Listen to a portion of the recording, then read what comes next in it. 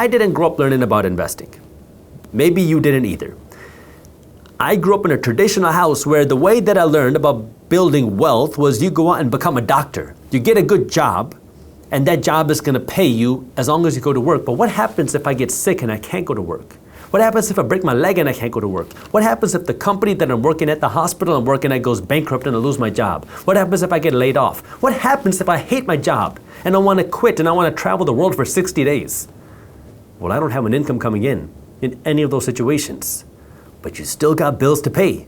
You still gotta pay for your mortgage or your rent. You still gotta pay for your food and your gas. So your expenses don't go away, but your income can. And that's what wealthy people understand.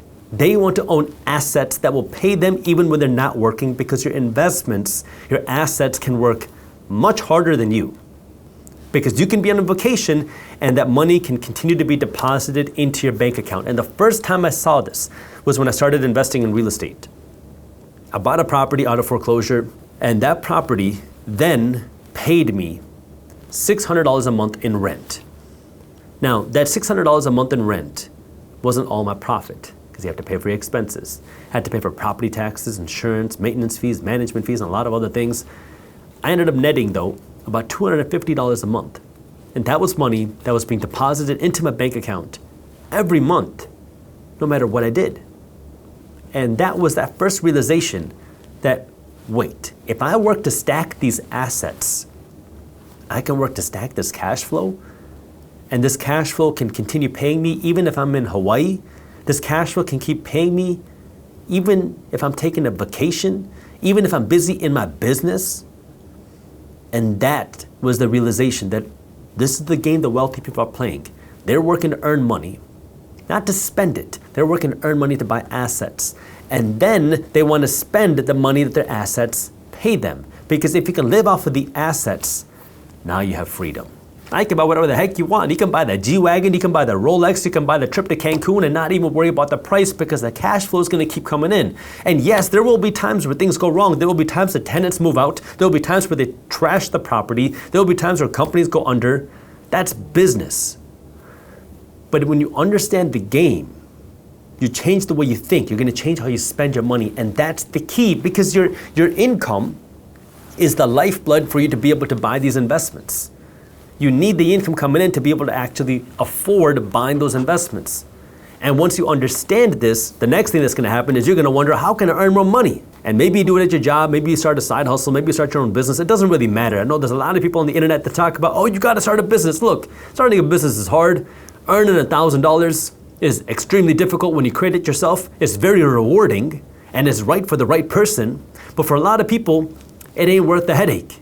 You got to decide what's right for you. Nothing wrong with working a job. I am an employee at my own company. I own Briefs Media. I'm the CEO at Briefs Media. I'm an employee at Briefs Media. Now sure, yeah, I started it, I'm the boss, but I'm still an employee there. And as an employee, I have responsibilities. I have people that are counting on me. And I have to make decisions that are good for the team and the company. And if I'm not good, well, I could be fired as the CEO and be replaced by somebody else. There's been multiple examples of CEOs that have been fired. And by the way, for those of you that are investors and want to become investors, my team at Briefs Media publishes a free daily newsletter called Market Briefs, where we break down what's happening in things like the economy, housing, stocks, crypto, and global markets into a fun, witty, and easy to read newsletter. You can read it in less than 5 minutes every morning. We have hundreds of thousands of investors that read Market Briefs every morning. And when you join, you'll also get an investing masterclass complimentary, where I'll walk you through how you can get started as an investor and how you can find hidden investment opportunities before everybody else. So if you want to get all of that for free, all you have to do is click the link down in the description below. But going back to what we were talking about, the game that wealthy people are playing is they're using their cash to create more cash flow. They're using the cash to buy more assets. They're using the cash to create more cash. The game that everybody else is playing, that 98% of America is playing, is they use their cash to make somebody else rich.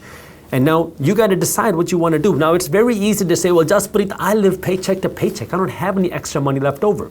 Now, I can sympathize with you. I can say, that's tough. I get it. Or we can look at reality and say, all right, that's today. What are you going to do next week, next month, or next year? Because the reality is, if you spend all of your money, you will never become wealthy. Now let's do the math. You can either work to A, earn more money, or B, spend less money. What are you going to do? And earning more money might take more time. Spending less money might take more sacrifices. What are you going to do? You can either spend less or earn more, or my suggestion, do both, especially in the beginning. It's hard. Nobody said this is easy. It's hard to make the actual effort, and then it's hard to be ridiculed because people are going to think you lost your mind when you start driving around in a beat-down Toyota after you had the BMW.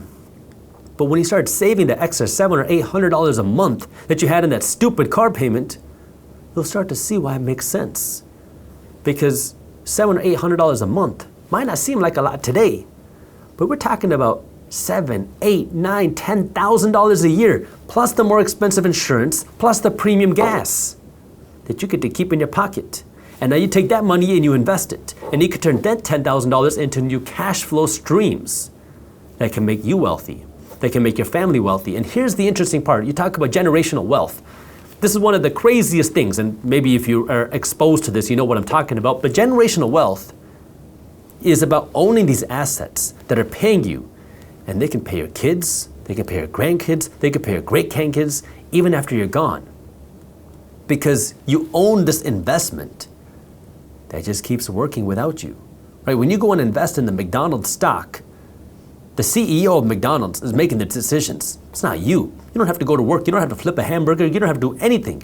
You just get your dividends. You just get your cash deposited into your bank account every quarter, meaning every 3 months. They just deposit money. Now, if you own a lot of McDonald's shares and that's paying you, well, now you can decide what you want to do with those shares. You could sell those shares and pay taxes if you made money, or you can take those shares and just pass them on. And now the next generation gets income from money that you put to work. And now McDonald's is an interesting one because, well, when you invest in a company, the company could go bankrupt. But you can also invest in funds. There are index funds, ETFs, mutual funds. These are groups of companies that will protect you against one company going bankrupt. Because now instead of investing in one company, you can invest in 100, 500, 1,000. That way, if one company goes bankrupt, that fund will kick out that company and replace it with a different fund. That way, it can be a lot more passive on your side, and you can just worry about investing more money, getting more dividends, and then deciding if you want to take that cash flow and reinvest it for more cash flow, or take that cash flow and use it to buy yourself a nice car. But you got to be willing to go through that decade of sacrifice. And that's the game that wealthy people are playing. They want to turn their cash into more cash. Everybody else wants to take that cash and turn it into something shiny, something nice, something cool, something you can show it off. You cannot show off your rental portfolio the way you can a Gucci belt. You cannot show off your stock market portfolio the way you can your BMW. But those things, those assets are what will pay you that freedom. And you got to decide what you want. Do you want the wealth? Do you want the freedom? Or do you want to look like you're rich? And the average person would rather look like they're rich than actually become rich. Just take a look at the average car payment in America today, and you compare that to how many people are living paycheck to paycheck. We have more and more people paying $1,000 a month on their car, and we have more and more people living paycheck to paycheck. Is it a coincidence? Probably. So if you want to become wealthy, know what you're using your cash for. Is your cash giving you cash flow, or is your cash giving somebody else cash flow? And when you understand that, you're going to want to start creating more wealth for yourself. Again, if you want some more resources, you can check out Market Briefs and my Investing Masterclass. I have those links for you down in the description. If you enjoyed this clip and you want to continue your financial education journey, I have another video that I think you'll love. All you got to do is click that button right over there. And for those of you who want to stay up to date on the top finance and business news, you can join Market Briefs, my free financial newsletter, by clicking that button below. Thank you for watching, and I'll see you in the next one.